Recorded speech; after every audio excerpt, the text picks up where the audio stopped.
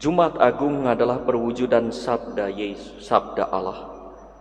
Dalam Yohanes 3:16, karena begitu besar kasih Allah akan dunia ini, sehingga Ia telah mengaruniakan anaknya yang tunggal, supaya setiap orang yang percaya kepadanya tidak binasa, melainkan beroleh hidup yang kekal. Jumat Agung adalah hari yang paling menderita bagi sang manusia, putra Allah, yang taat pada Allah. Di sana Yesus menunjukkan bagaimana Ia menjadi putra terkasih yang harus kita dengarkan dan kita ikuti. Dalam suka dan duka serta gembira dan derita, Yesus selalu setia, seia dan sekata dengan Allah yang menghendaki kita sehat, selamat dan penuh berkat, juga melalui peristiwa Jumat Agung yang mengantar pada Paskah. Jumat Agung mengingatkan kita akan kesulitan, kepahitan dan penderitaan kita, terutama pada masa pandemi COVID-19.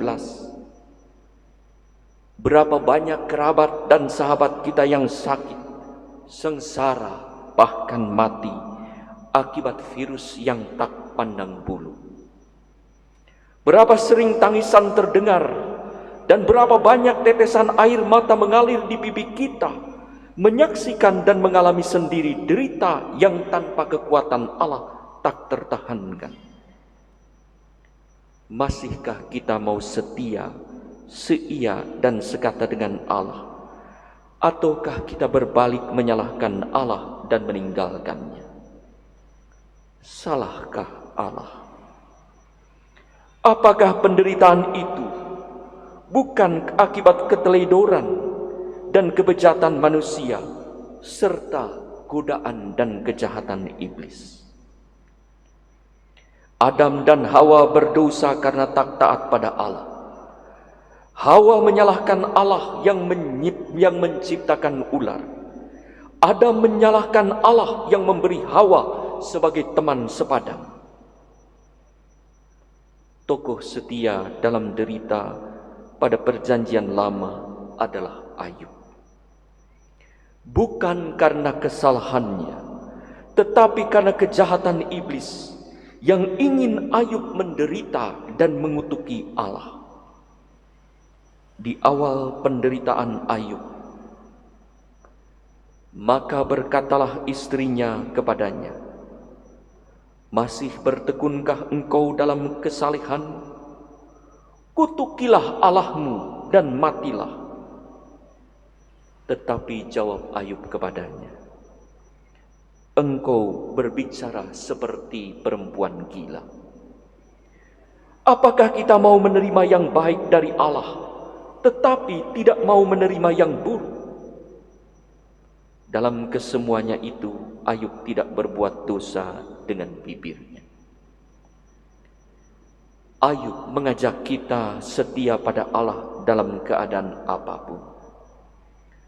Godaan untuk bersikap seperti istri Ayub yang mau menyalahkan dan meninggalkan Allah bisa menerpa kita di saat kita lemah dan letih karena derita dan sengsara.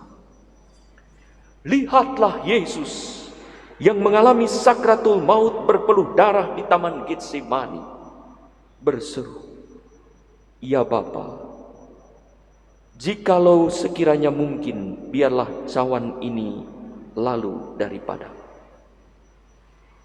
Penderitaan batin ini tak tertahankan hingga berpeluh darah. Akan tetapi dengan pasrah ia berkata, "Bukan kehendakku, tapi kehendak-Mu lah yang terjadi." Penderitaan fisik ini tak terbayangkan hingga darah bercucuran mengalir dari goresan tubuh dan sayatan daging akibat siksaan, pukulan, tamparan dan pecutan, hingga terjatuh berkali-kali sampai tubuhnya dilemparkan tak berdaya di atas salib dan tangannya dipaku. Jeritan suara dan sayatan hati menguras tenaga dan menghabiskan energi, hingga di atas salib dengan samar-samar mata tertutup tetesan darah. Ia menyaksikan manusia yang diselamatkan telah membuatnya sengsara. Murid yang dipilihnya telah mengkhianatinya. Murid yang dipercaya telah menyangkalnya. Murid yang dipanggil telah lari kecuali Yohanes. Ia tidak menyalahkan Allah. Mengapa ia memilih Yudas? Mengapa menunjuk Petrus? Dan mengapa memanggil murid yang lain?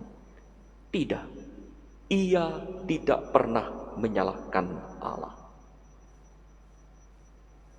Kadang kita justru menyalahkan Allah. Mengapa aku diberi anak-anak seperti ini? Mengapa aku diberi istri atau suami seperti ini?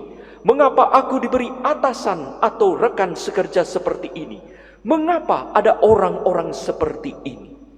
Kita bukannya bersyukur, malah menyalahkan Allah. Yesus tidak pernah menyalahkan Allah. Malah ia berkata, "Ya Bapa, ampunilah mereka, sebab mereka tidak tahu apa yang mereka perbuat."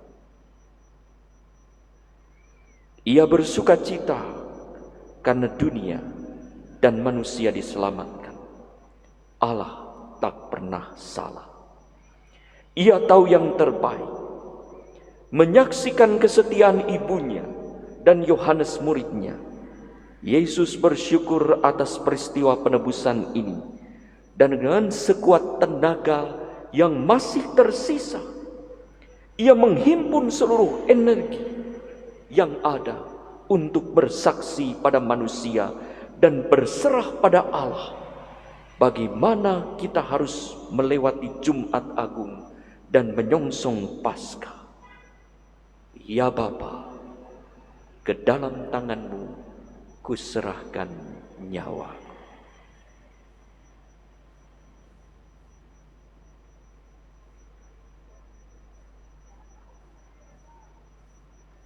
Marilah kita menundukkan kepala